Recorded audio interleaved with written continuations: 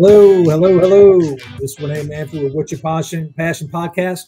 And this is just another podcast where I always try to get the best people on that's going to give information, share knowledge, and just insight on things that are going on in the world, the country. My passion is always really just serving people in all different areas. My name is Renee Manfred. I'm your host. I have two great guests on tonight. One of my partners, Ed Colomb. Ed's been in the truck parking industry for many years, the casino truck stop building and video gaming, so many different areas. Ed has become great friends with Anthony Petitte. Anthony has been in the truck parking industry for many years. He's actually built some companies. And I believe, based off my understanding, you built one of the first truck parking apps or parking companies, and he exited from that company. And now we have the pleasure of working with Anthony and his group with Finpark. So tonight is really just a special night, just to kind of share some insight on what's going on with the truck parking industry, understanding some of the different mechanics that, from Anthony's perspective, what he sees and why he really kind of started this business up again. So Anthony, I do appreciate you coming on tonight, short notice. Again, I watched a lot of your different videos in the past. I've watched some different stories. It was really interesting that I think that you started this business concept, like one of the first ones to kind of start it. I don't know how many years ago, but it kind of grew. And then from there you exited and you had to stay out of the industry for a couple of years for some non-compete. But you were itching to get back into the industry. And I believe Finpark kind of got you back in. Is that correct? Is that somewhere where we are? Yeah, I mean, pretty much spot on, Renee. First of all, thank you for having me on your show. I do appreciate it.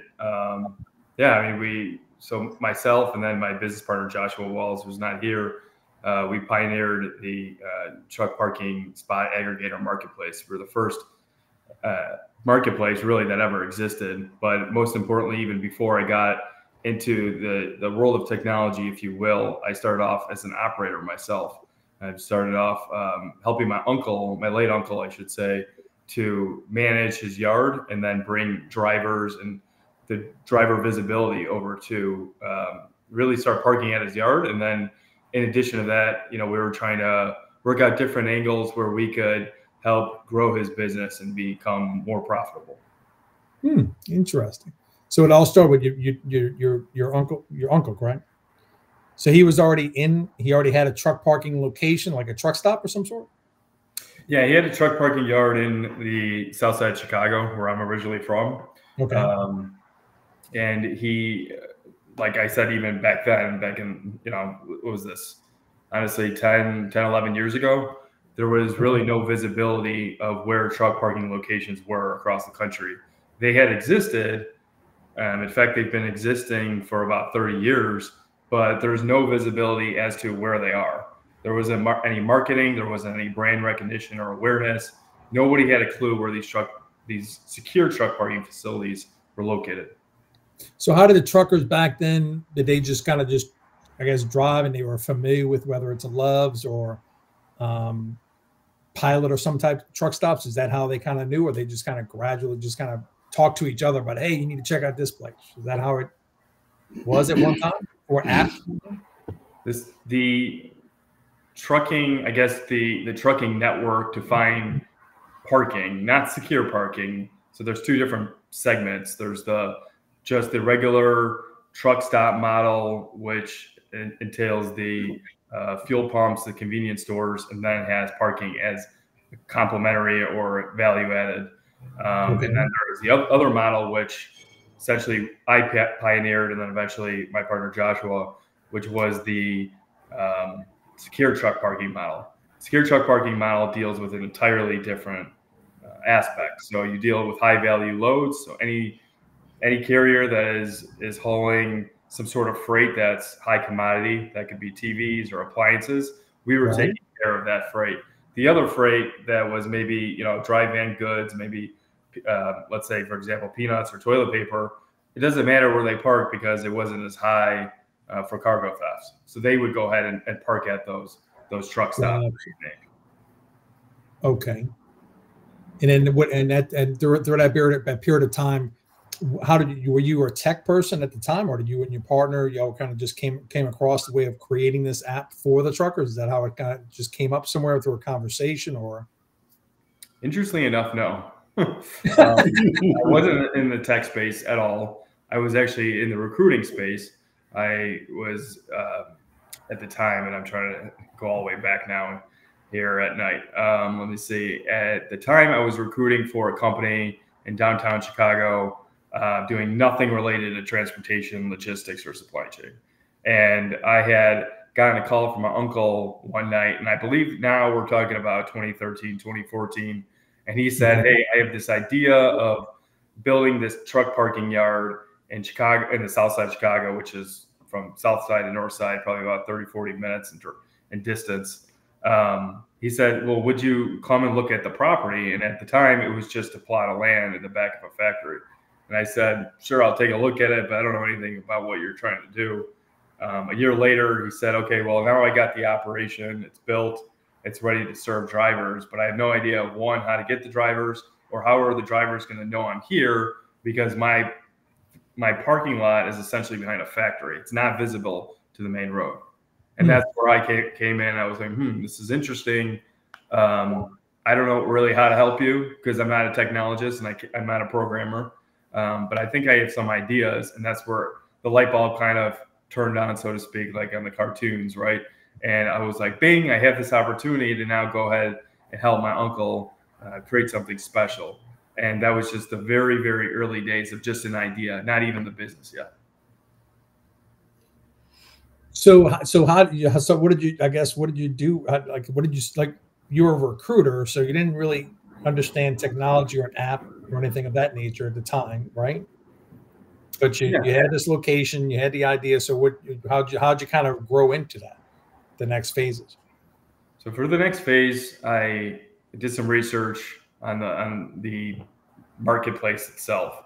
How could I build something? How could I even start a website, for example, using the knowledge that I knew of websites, right? And how could I leverage that website to help my uncle? And so I figured that if I create a website, and by the way, it was called truckpark.com at the time, I could use that website in almost like the old school sales model, right? Smile and dial, where people go to the website, they would search for truck parking, we would rank on the Google search pages, and we would optimize the website so much to that drivers that search for truck parking and search for that specific keyword search would find us on Google or on Bing. And the other side of it was, if we put my uncle's location on the website, maybe I could provide visibility to the drivers that have no idea where, just because the address showed the factory, I would actually on the website I would write in the description, you have to go around the factory, take a left at so-and-so street, and then there you go. You would have the truck stop, or excuse me, the truck parking location available to you. And that's what really started everything. And then we actually started getting traction. And again, another light bulb turned on. I said, it'd be really interesting because I know where the market's going, and it's going to this. So what if we transferred from the website to the phone and eventually automate the entire process? And that's where Truck Park started. From truckpark.com, which was just a website, to an application where drivers can find, reserve, and pay for parking all in real time. Wow. And then from there, so how did you get the how did you really get it out to truckers? Like, how did you get it to where truckers knew, or was it just searching? They were just searching for parking and they would pop up, or were you going out there to certain truckers and telling them about the product, or getting it on social media? So let's call that another hurdle or barrier to entry. We built out this app. We actually got funded by a local dev shop in Chicago that not only gave us about $500,000 to build the application, but also additional, I believe, $150,000 or $200,000 to actually quit our jobs and work on this full time. Wow. And that was kind of the day one, maybe brainstorming session is, okay, great. We have this app. It looks really great. We spent about 9 months building it, but how in the world are we going to touch drivers? Because none of us in this room know anything about transportation. There was one guy who, I forgot his title. Maybe he was like an operations director. He had a background in trucking, but everybody else who sat in that room had no idea where to go. So that was our largest hurdle in the beginning. But to find the solution, we did start doing social media. We did social media. We actually met in the early days. We would just find these truck drivers on Twitter or Facebook, and we would ask to meet with them. So they were all local truck drivers from Chicago. We would meet with them. We would buy them a coffee, and we would ask them their largest pain points. And we talked to about 100. I would say 85% of the drivers would tell us that truck parking was one of the largest issues. And that's kind of what, I guess, accelerated everything, where we would tell the driver, we have this app, you can find and reserve parking in real time. And the drivers would be, stunned. Like they've never seen anything. Nothing existed at the time. So having an app, an automated process, hands off for everybody else to just go on, book their parking, find their spot, get navigated to that location was a blessing for them. And y'all were charging at that time. Y'all charging?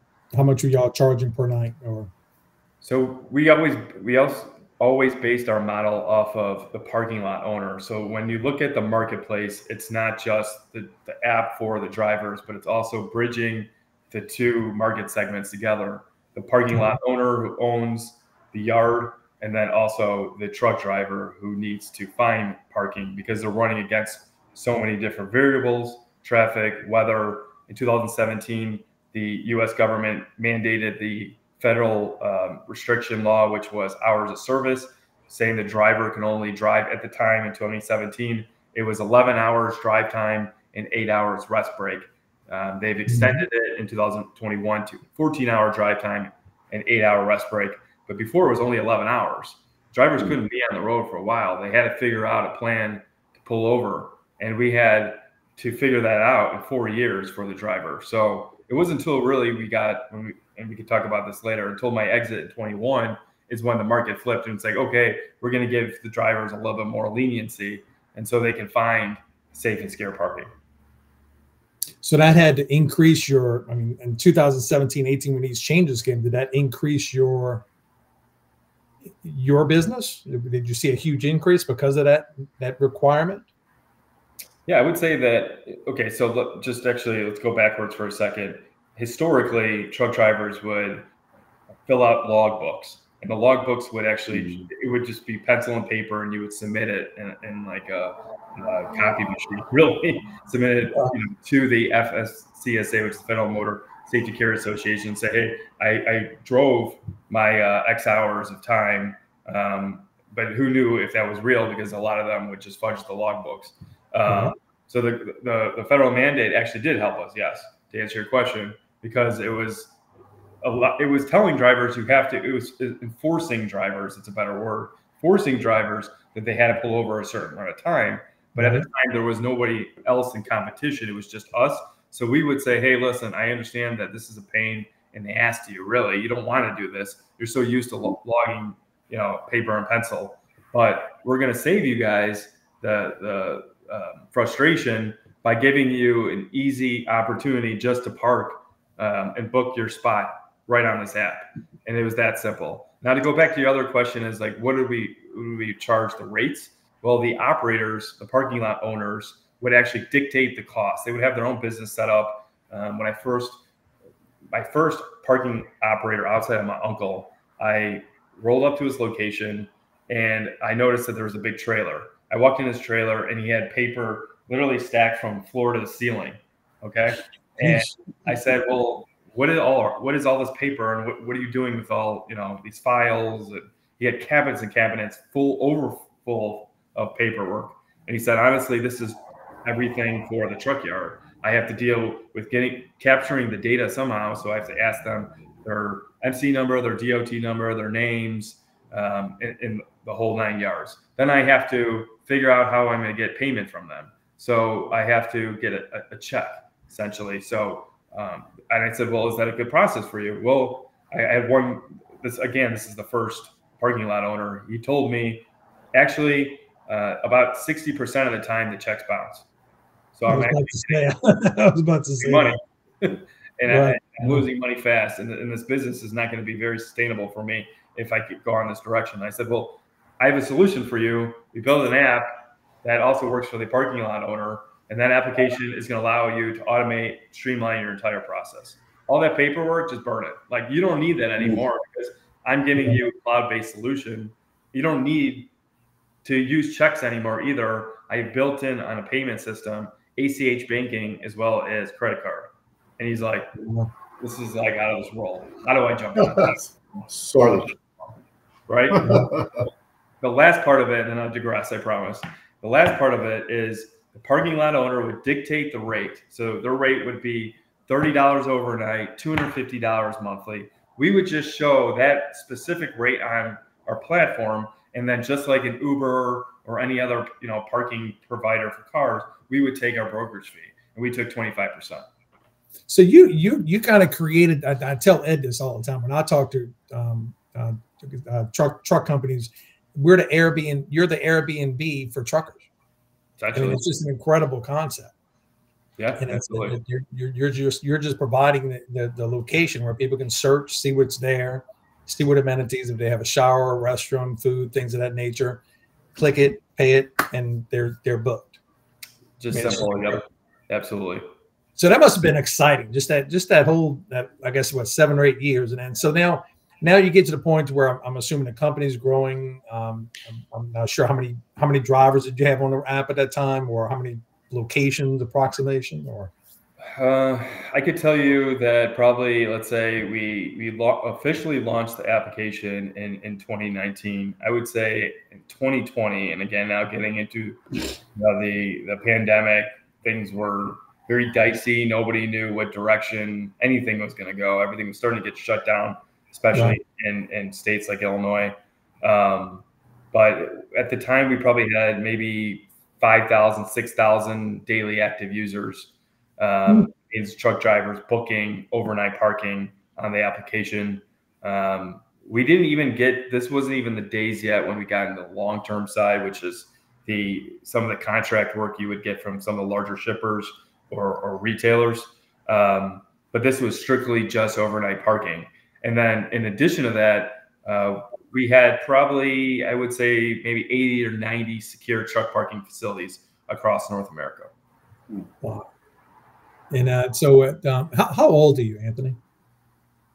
I'm sorry, what? If you don't mind me asking, how old are you? You look like you're in your early 30s. Or yes, I'm 32 now. So when I started my business, I was 25.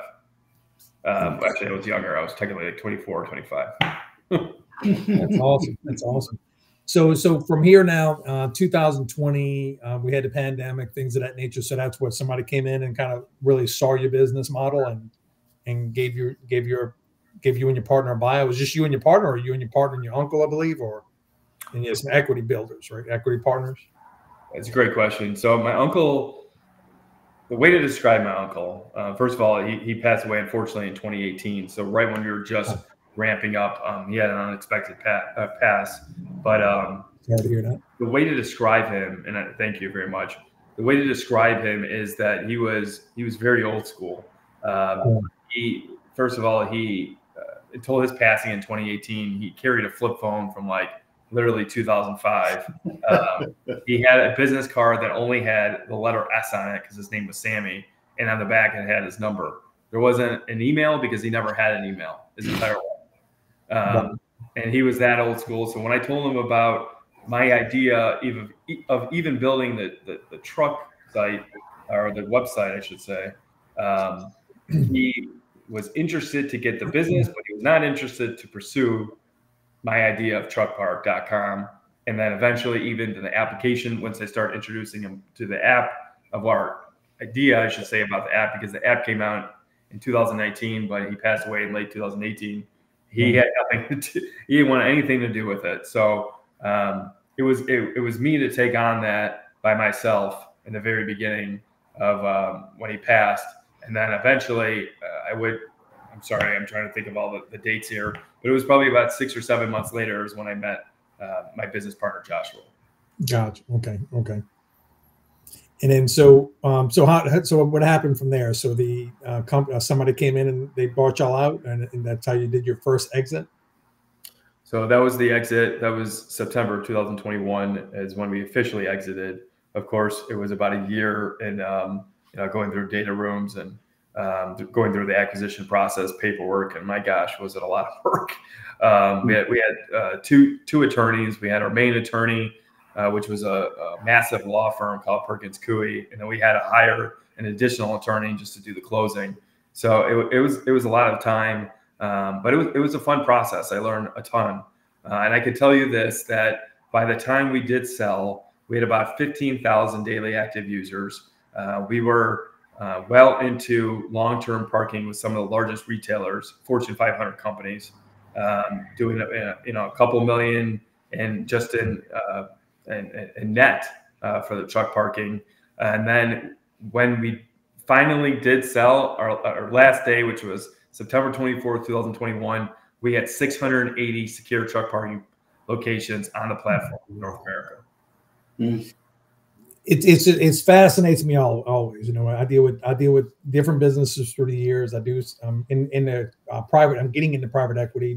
Ed's been in this industry for a long time with truck parking and things of that nature. But it's always exciting. So, I mean, for you to kind of go from the very beginning with the idea, and then the companies. So the companies, I'm assuming, that invested into you kind of brought a lot of these people to the table, and then you started kind of learning through the conversations, the meetings, things of that nature. I'm assuming that all this kind of came to pieces together. Is that pretty much how it happened?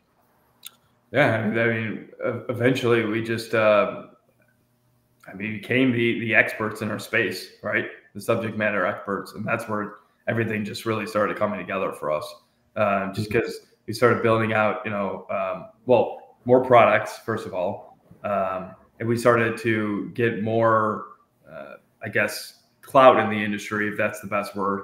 People started realizing how much good we were doing. We're solving a huge problem. 3.2 million truck drivers. Only at the time, it was 250,000 available spaces. It was a completely untapped, lopsided market. And as soon as we started making waves in the industry, people began to trust us. Fleets were interested to use our platform. Drivers were so excited that we were finally solving a solution that they've been literally on their hands and knees praying for somebody to fix for about 30 years. Wow. Ed, I mean, what is anything that you can, because I know you've been in the truck parking and you were starting to, based off my understanding, some of the locations you have down here in Louisiana, that's when you started kind of playing. Did you know about Anthony's company back then when you were doing this? No. So I worked for a group out of Hammond. We were buying truck stops.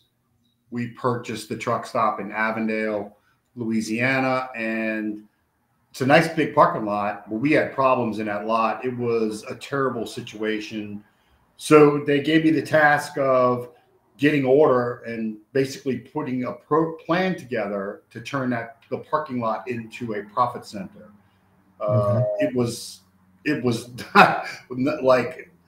not even close. It was like herding cats on a daily basis. So I put together a program, sent it to the guys that I did the transaction with. They liked the program. And then I Googled truck parking to try to find a solution, a web-based solution, and how to drive over-the-road guys into our yard. And Anthony caught my attention because I lived in Chicago for 3 to 4 years where I met Matt, and Anthony's office was on South Wacker, right, Anthony? And so I saw his area code, and I was like, well, this is going to be fun because I know where South Wacker is. I lived in Streeterville. I'm going to call up this guy and see what's going on with this. And so we hit it off, and we started with Anthony really just looking for trucks to come into the parking lot off of I-10 because that's a bit off the beaten path from I-10. You got to come across the UEP Long Bridge, but 90 is a busy highway, right? So we had a decent business, but we used Anthony for the over the road guys initially. But to Anthony's point, we got tired of having checks bounce, and so we turned it over to Anthony completely. So we cut a deal, different structure between the over the road guys, and then Anthony took our monthlies as well, and we turned it over to truckpark.com. We had one guy that was kind of a geek, and no offense, Anthony, and he dialed into, because I'm a geek, he dialed into Anthony's program.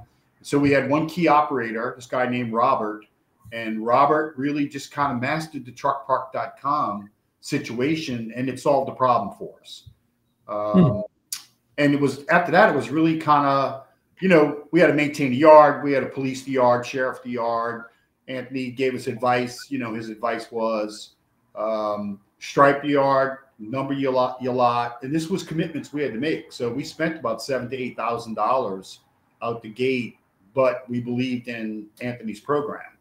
So we restriped our entire yard, we numbered it, we allocated 20, 25 spots for Anthony, and then the rest were rentals, monthly rentals, because we had a healthy monthly rental business there.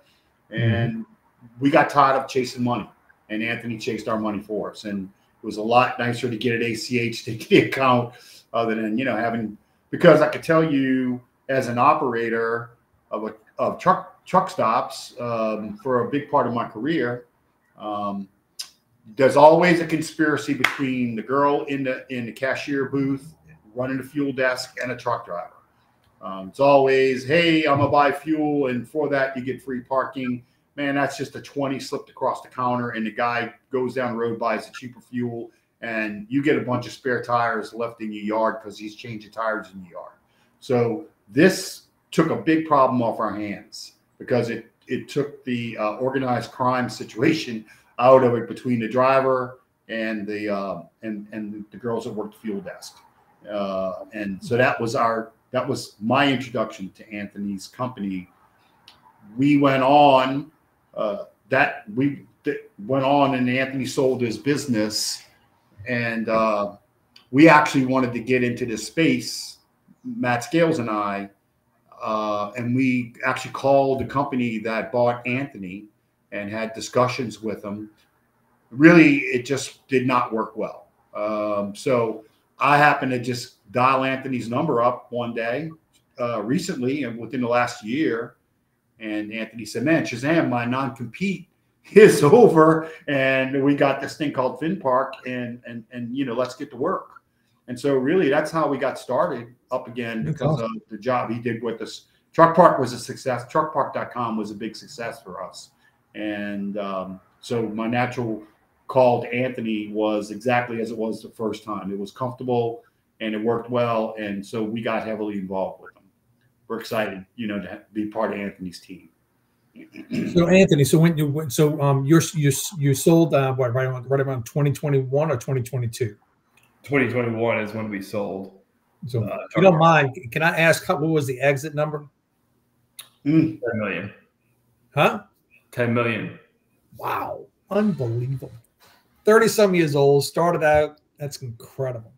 I mean, that's just a success story. I mean, you came across an idea, you stayed on it, and you stayed focused. You kept on getting better. You kept on meeting people.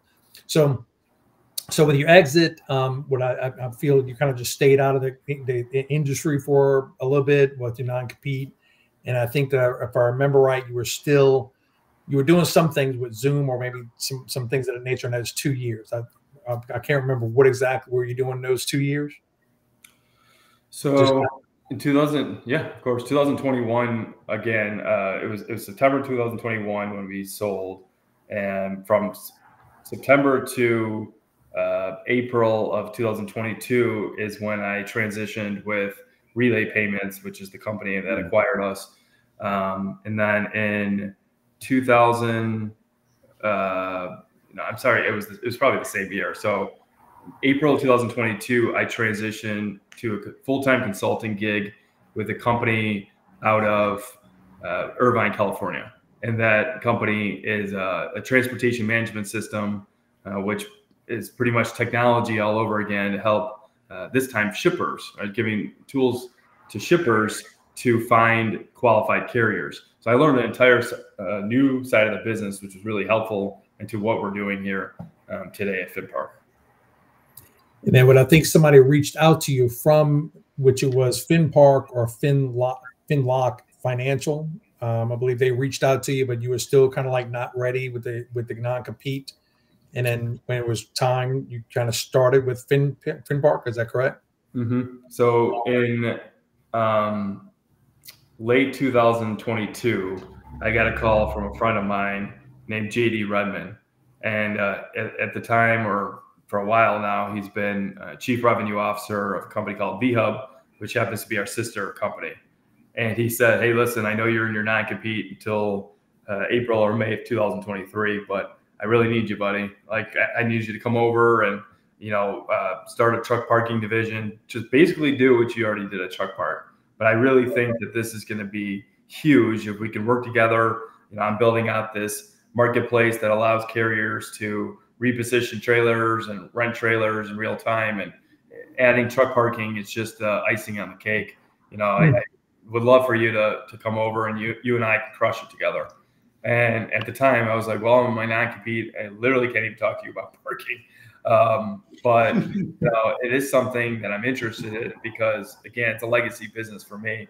I really continue to do the truck parking business because of my late uncle, especially when he passed away, and because we had such a good rapport. My uncle was like a second father to me, so I wanted to continue building in his name, and I still do that today. So when he had asked me, it was more than just asking me, hey, can you come over and help me out? It was more like, of course, once my non-compete is over, I'm going to go help and build this business because I'm going to continue on what my uncle did for me.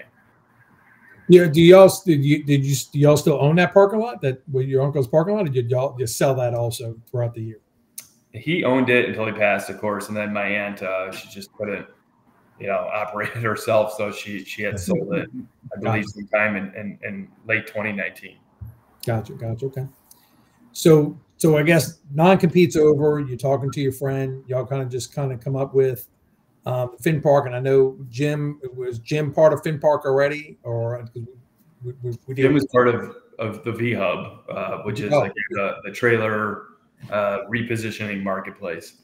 And then when JD had asked me to come over, I needed a team, and so Jim, because he was consulting, he was never full time with either VHub nor Finpark, but he was consulting. Then he was able to be hybrid and consult with both. And that's where Jim and I really became friends, is because we were talking every single day. He's the architect of the technology. I'm the one who needs to help him architect it because it's really, my dog and pony show. So at the end of the day, Jim and I got real close. We, got our feet wet, where he was like, I'm going to continue, helping you build out whatever product you need. I'll architect it. I will talk to the developers, and I will do all the works in the back end. You just do the front end. You build the business like you're used to. And that's how Jim and I became close. Jim's like a encyclopedia. It's just listening to him. He really is. Yeah. Between him and Ed, it's like, geez. So here we are. Today's 2024. I got involved with Ed because I have a transportation business with crew changes. So I do crew changes for boats on the rivers. So I'm up and down from here to Texas to Arkansas on a weekly basis. Tomorrow I got to go somewhere. I'm not sure, but when Ed, we're working on an EV charging station concept, and he asked me if I would be interested in working with him and Matt on this concept with Finpark. When I started researching it, it was like, wow, this is pretty interesting. The more that I'm on the road at 10, 12, 1 o'clock in the morning, I'm seeing these trucks more and more, and it really kind of started dinging my brain. So I've been stopping at different locations that have parking. So that's where I kind of got involved with Ed and them. But it really is more and more I'm seeing it. It is the Airbnb of truckers.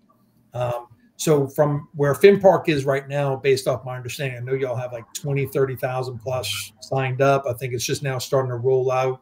So y'all really kind of put this together in the last year. Am I correct? Where it's kind of starting to take that snowball?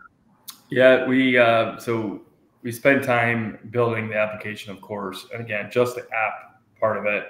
We have a couple more products coming to market, which I'm excited about that Jim helped build as well. But yes, to answer your question, the app came out, or we went to market. Let's say we go to market in August. So it hasn't even been a full year yet where the app has been, live publicly and people have been using it. But just like any other business, the first year is always the hardest year because you have to rebrand. There's brand recognition, awareness, getting out in front of drivers, which is the hardest market, right? Again, going back to the total addressable market, it's 3.2 million truck drivers. Out of the 3.2 million, that's about, I should say the 3.2 million truck drivers are semi-trailers, like 18-wheelers. There's about 11.2 million RVs, about 13 million box and straight trucks, and about 300,000 Sprinter vans. That's all in one market. So you just imagine you have to penetrate all of those millions of trucks out there. It takes some time, but you know what? It's a powerful tool, and I'm really excited to see it explode all over again. No, it's exciting. I get excited every time we talk about it because it's like the very beginning of what you did back in 2013. And now you're at it with the experience you have, the technology now you have financial backing, plus you have really a great team.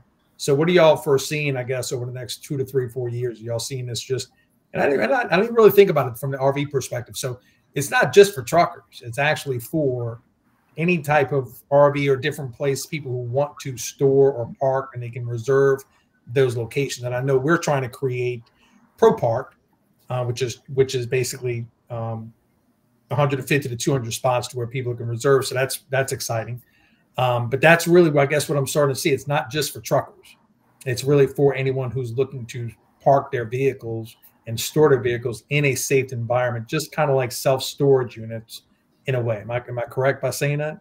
Mm-hmm. That's spot on. Anything I would say from Class 4 to Class 8 trucks, Class 4 starting again at your Sprinter vans. So anything that can hold cargo, right? Because you're not talking about your cars. That's a whole other space. It's very lucrative space, but that's not the space I'm in. What we're talking about is your Sprinter vans all the way up to your 18-wheeler trucks. Right.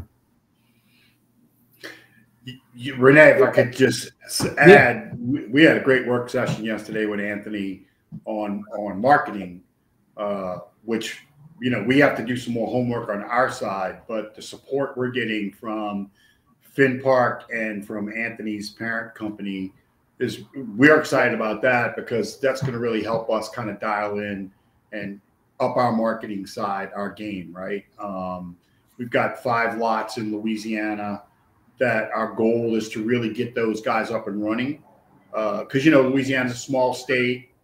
There's a lot of truck stops in Louisiana, but they're really just big convenience stores because they want to do gambling, right? So although we've got a lot of opportunity, the spaces are small. I mean, lots down here are 5 acres, 50 parking spots.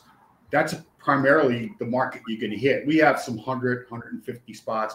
Avondale, we had 125 spots, but this is we're dealing in a regulatory environment down here, which that is a hurdle, barrier of entry hurdle right there as well, because everybody's concerned about anything they do is going to affect their gaming, their casino. So we're really going to push over the next couple of months to get these 4 lots with a family that's out of Texas. They got Vinton, New Orleans, 3 lots, 1 in Macomb and 1 in Tallulah. And one of the things that Anthony brought up, which is exciting, is because Anthony brought up his issue of throwing pizza parties for truck drivers, which is a great marketing tool that he's used. So a pizza party. A pizza? Yeah, a pizza. Pizza. Oh, Anthony's he's a big pizza guy. Right. Pizza party. Yeah, pizza party. Yeah. Come on, a pie. Come on, what are you talking about? I heard pizza, and I said pizza. Hey. So, our push over the next couple of months is going to be working with Josh and with Anthony. Is going to be Joshua, is going to be driver engagement. Going out, meet the drivers, sell the story, show them the app, teach them the app, and just personal one-on-one with drivers, because a driver can make you or break you. They can, if you meet them, you ingratiate yourself to them, you give them a good service, and Anthony can speak to this much greater than I, but a driver will take you down the road with him. And everybody he talks to in his driving social circle, man, that'll just start ultimately just evolving organically. And you'll have guys that you never met before that are on the app, but they came from some guy in New Orleans that you had not a pizza party, but maybe a crawfish boil or a barbecue in a parking lot. So we're really excited to start the driver engagement program on a local level, because we can, small market Louisiana, we can test it and we can control it.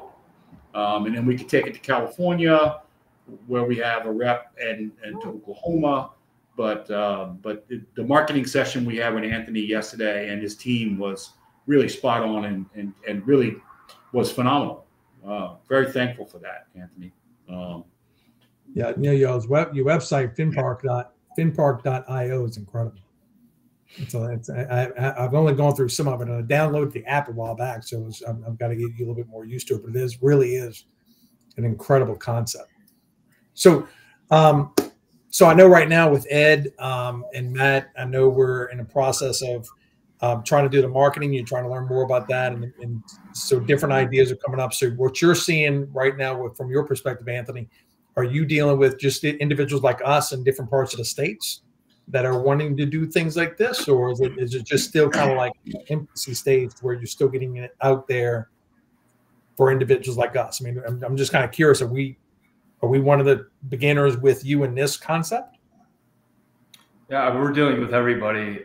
So if you're saying from a standpoint or perspective of an operator, we have operators that are mom and pops that might own one or two locations.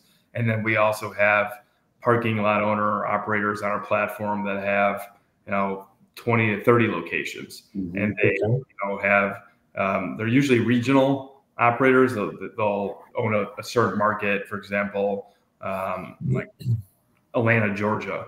And they might have 15 to 20 different parking lots within that portfolio in Atlanta, Georgia, but it's not necessarily mean it's nationwide. But yes, we have about, if I remember the math correctly, it's like 325 secure truck parking lots to date, and around 25,000 overall spaces. Wow. Yep. And that's only in 8 months that we've done that. So again, it took my business, Truck Park, 7 years to get to 680. And, we're already in 8 months at 325 locations. Wow, incredible. Hey, you guys never saw me. I wasn't here. You never saw me. Is that where all that sound's coming from? I can neither confirm nor deny. Look, it's New Orleans. You're always going to hear a siren. So, yeah. So, Renee, what? Yeah. Yeah, it's like being in Chicago. You never get too far from the siren. It'd be funny if the squad just pops in there and then brings one of them. Hey, the good news is, hey, we're in the middle of a podcast, officer. Right, yeah. Yeah, but think of the numbers. I don't run. See, the good news is, since I don't drink anymore, I don't worry about running. So that's why I heard a siren. I just sit still now. A couple of years ago, I'd have been out the door. Hey, see ya. But Renee, one of the things said about Finpark and the app and the dashboard, that application is so robust for an operator. So when Anthony speaks of operator, he's speaking of a truck stop or parking lot operator, right? So it's a marketplace. You got drivers on one side of the marketplace, and then you have operators, lot owners, right? So a lot owner can be, being someone who has used a program like this, a lot owner can be, and Anthony, please, jump in when you want, can be as engaged through the dashboard as they want, or they can be as hands-off as they want. Because, if they don't want to be in the dashboard, they don't want to do reporting, they don't want to see all the gee whiz that Jim and his team have built into Finpark. It's like we were in Avondale. we weren't that engaged as owners. We just got checks from Anthony.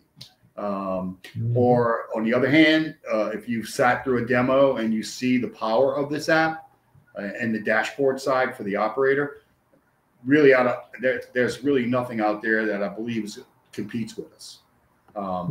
It's a very robust program, and the application is simple for a driver to use, which is the other side of the marketplace, is the driver and the simplicity to download the app, sign up, and go.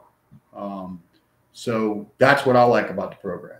As an operator, we had the option of either being engaged or not, and we chose to not be.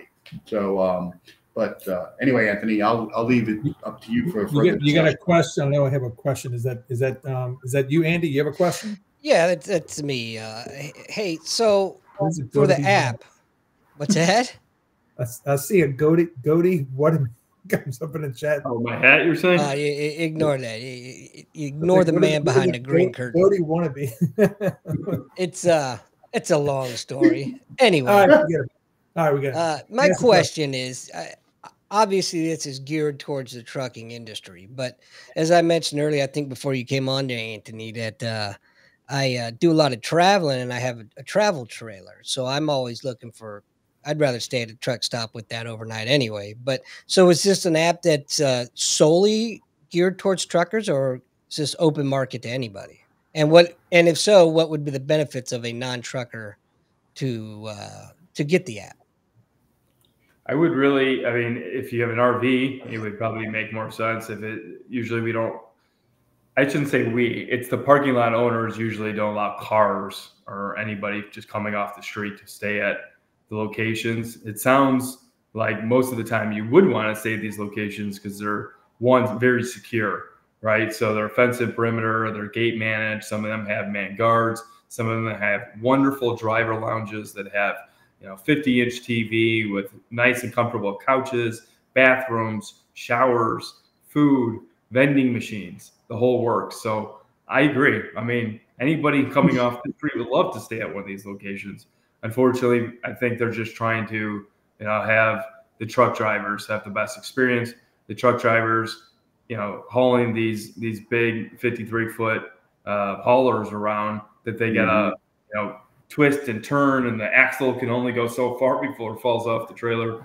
And so having, people off the street with cars would probably just be pure chaos in the yards. But I can hear what you're saying. I think it would be great to be a part of something that's so cool. Well, I think we might have an idea there, Anthony. Someone wants to get the Finpark going and might do this. Well, I can tell you, Anthony, that the lots in New Orleans with Tajani, we are replacing an RV app, right? So he's using an RV app currently to do his parking lot maintenance, right? Or his reservations, excuse me. So Finpark is actually replacing an RV application to control his yard, do his reservations, and book his drivers in. So there is a cross-pollination between those two. But being in the operating space, we would probably not want to have RVs in our yard. Definitely not trailers. So Andy, I'm sorry, you're not welcome on that yard with your trailer. But for the reason that Anthony's saying is that when you commingle those vehicles with a truck, it's just could be bad juju. Well, ladies and gentlemen, thanks for tuning in. We're going to end the show now. Yes. Just kidding. Yeah. See ya. Yeah. Early dinner.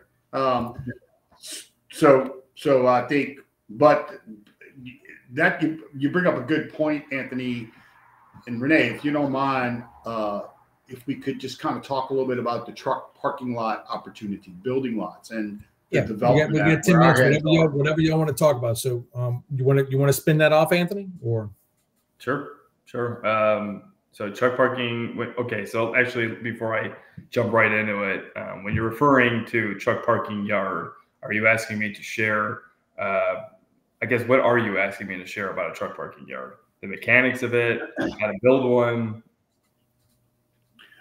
Well, yeah. So Anthony, our goal is to to not only be part of Finpark, but ProPark's goal, of course, is to build our own parking lots. And to your point of describing a parking lot for a driver, that's a great description, right? Secure, fence, lots of lighting, 2,000, 2,500 square foot building, showers, TVs, comfortable chairs, vending, gated access. So part of what we're looking to do, Renee, through our relationship with Anthony and just my relationship in trucking and construction of truck stops, right, is to get away from the fuel side and just be a parking lot builder, right, and have lots around the country, because you want to be on both sides of the marketplace. And so with that said, we're looking for at this time individuals who own property that's off the interstate, somewhere around 5 to 10 acres, I believe, correct? Or investors who are interested in working with us on that. Am I correct on that, Ed? Yeah, we're always looking. We have property opportunities in Oklahoma right now, property opportunities in Plaquemine Parish, in Orleans Parish, in Jennings, Louisiana. So yes, we're always looking for those opportunities. But I'm gonna turn it over to Anthony. I mean, Anthony, those guys they talk to a lot of folks that have their heads wrapped around that same opportunities, searching that same opportunity with development of truck parking lots. So yeah, so I just wanted to see what Anthony's thoughts are on that.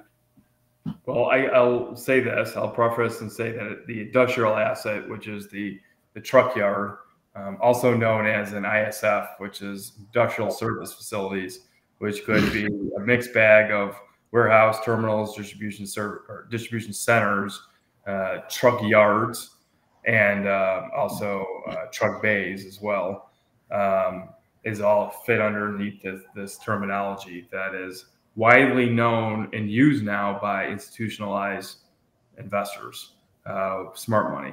And so this is, and I always say this, those who own the parking asset, or those who own the asset, let's just make it simple, and those who own the technology will own the market.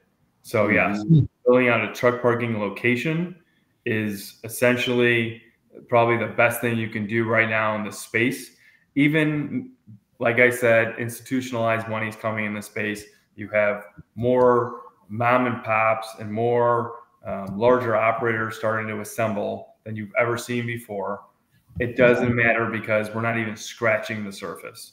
There are still 3.2 million truck drivers just in the U.S., around 800,000 truck drivers in Canada searching for parking on a daily basis out of 315,000 overall spaces available recorded to date in 2024. So until we get to 3.2 million and be a one-to-one market, there's still a lot of room to grow for everybody. And that's what I would say about truck parking. We can go deeper in granularity later on, probably off the call, offline, et cetera. But this is an amazing market. You're going to be doing a huge service for our unsung heroes. Interesting. And Andy, you had a question before we get closer to ending up? I do. One last question. Since I was clearly discriminated against, what if I identify as a truck? If you identify as a truck, I have nothing to say. I got nothing else. Hey, I'm good with it. I identify as a Tesla, so now you're a EV. You're green.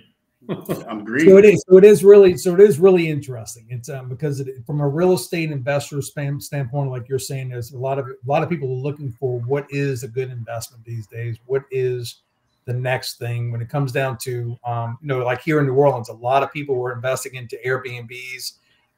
We used to rent our house out of Airbnb, and things changed, right? And it's just things are changing in the real estate market. A lot of office buildings are just sitting there pretty much vacant, and it's either they're going to be converted into condos, retail spaces, things of that nature underneath. I'm seeing that this, as I keep on coming back, is this is like the Airbnb for truckers. and you're providing a tool to where if individuals are interested in converting large locations into just parking lot and a small building like what we're doing, it is a great real estate play. There's no mess. Truck comes in, truck goes out. You don't have to wash nothing, clean nothing, change no towels or anything. Is that what you're saying, pretty much? Yeah, absolutely. That's exactly what it is. It's better than mini storage. Renee, you know, Anthony said had a great term, smart money, right? Smart money. One of the things you need to be smart about that I'm learning from seeking out these locations for constructing parking lots is you got to be smart about what's coming down the line, because a spot that looks like not so much today, when you kind of get up and fly over and see what's coming down the line in regard to intermodal and different railheads and yada yada, that little lot that's not so much today could be something, all that in a bag of chips 5 years from today. So and you know, it's an organically and accretively growing business. That's all I'll have to say about that. Well, Anthony, I know you got to be jacked. I know you got to be excited. It's just it's another run for you, but I feel this one's going to be probably the bigger play than the first one. It's awesome. That's the goal, right? Try to maybe awesome. 3 or 4x this one and see where that goes. That's awesome. So I'm excited. I'm excited about having you on tonight and just learning more. And I hope we can rejoin again, because I would like to try to keep on having these conversations on Finpark. And I know Ed and I had Jim on a couple of weeks ago. We have you on tonight. So our goal is to kind of keep on doing more of this to help kind of build the awareness, I guess, of the truck parking issues and things. So again, I appreciate your short-term notice on tonight and coming on board, having you on the show. And I look forward to learning more of what you're doing, and hopefully we can meet up sometime soon. Yeah, absolutely. Thank you so much, guys. Appreciate it. Thank you, gentlemen. Before we leave, Renee. Yes, sir. Before we leave, after we close the show, don't go anywhere. We'll hang out in the how they call it, the green room in the business or something like that. I don't know. Anyway, we have to call it. We have to call that the pip room or something like that. After all right, we have to make up some. Hey, y'all stay behind for a couple of cocktails and drinks and stuff. That's right. In the pimp Thank you juice very room. much, Renee, man, for what your passion. Again, you know, our show, our passion is your passion. Every week I try my best to bring individuals to you to give you more knowledge, awareness of everything going on across the world. Bye-bye. Great job.